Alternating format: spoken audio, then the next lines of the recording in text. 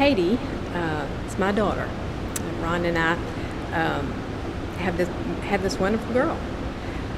She was diagnosed in 2005 with viral encephalitis. She was 17 years old, and she was a junior in high school. She was taking honors courses, and she needed to be at a review. And within 2 hours, she had her first, what would be her first of very many, seizure. She had a grand mal seizure in her pre-calculus class. She was rushed to the hospital, and after several hours of tests, it was determined that she had encephalitis. Her brain had started to swell, and emergency measures were taken. And about 7 o'clock that night, one of the neurologists came out and said, Mr. and Mrs. York, the situation is very grave. Her brain has begun to swell. We're doing what we can do. We're going to put her in intensive care, and that's all we can tell you at this point. We knew that it was touch and go. We didn't know what would happen in the next days. So when they told us that they weren't sure how it was going to come out, I knew it was going to be okay somehow. And my husband was standing next to her bed, and I was behind him, and her brother was in the room, and he was rubbing her arm, and he was saying, Katie, I love you, I love you. And she looked up at him and said, I love you too, Dad. And we knew we had her back. It would take another additional 2 months in therapy and in hospitals, but she became stronger physically, but seizures would always be a part of her life. In 2006, she walked with her class, but everybody went off to college, and Katie was left with all of her friends were gone. She was understandably depressed. We took her to a psychologist, and the psychologist said, Katie, what do you want to do? If you could do anything, what would you want to do right now?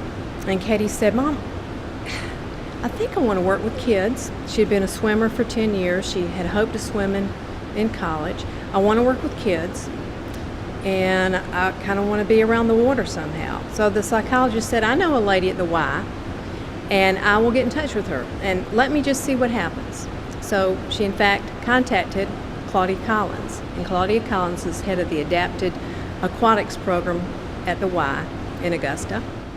Katie, the first day she was here, we had a phenomenal meeting with one of the children. He was autistic, had seizure disorder himself, and he had never looked at anybody straight in the face. It was always turning his head when he talked to somebody.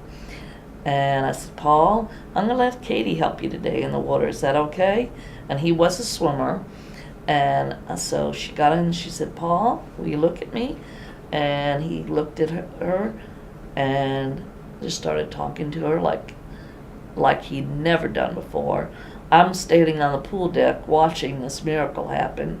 I've got goosebumps. I'm looking at his parents, and I'm going, since when, kind of attitude, when did he start looking at people, this never happened before. They just hit it off from the get-go, and then they would swim down to the deep end of the pool, and when they got to the deep end of the pool, they always had a ritual, and Katie would let Paul dunk her into the pool, under the water. And then she'd dunk him. And then she would dunk him.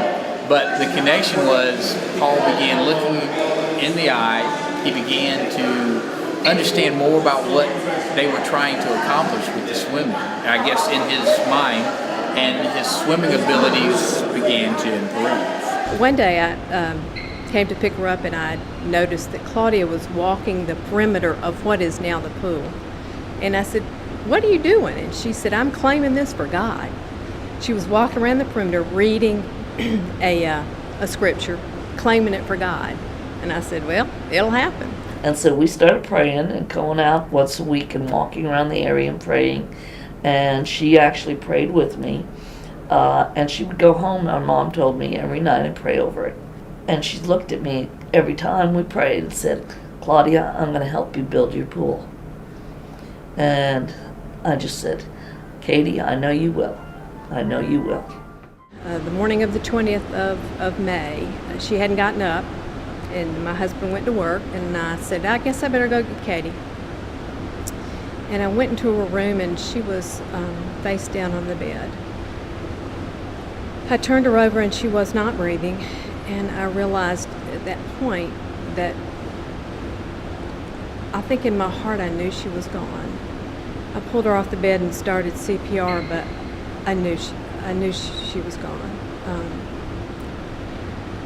But one of the things that I know Katie would have wanted, and what we wanted for people to do, is to donate to the Y in memory of Katie, in hopes that there would be enough money set aside for this adapted aquatic center. Katie's birthday is on June 2nd. So on June 2nd, 2009, we broke ground for the Catherine M. York Adapted Aquatic Center. Every year since, something significant has happened. It's just been life-changing, physically but mentally as well.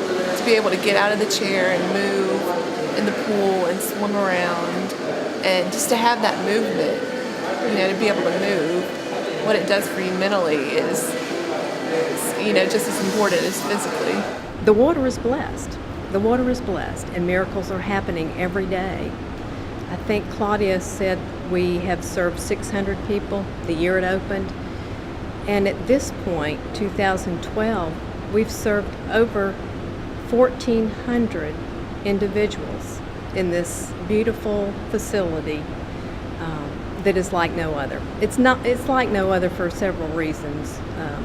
Because of the facility that is, but also because it was built with love, and it was built in memory of my Katie.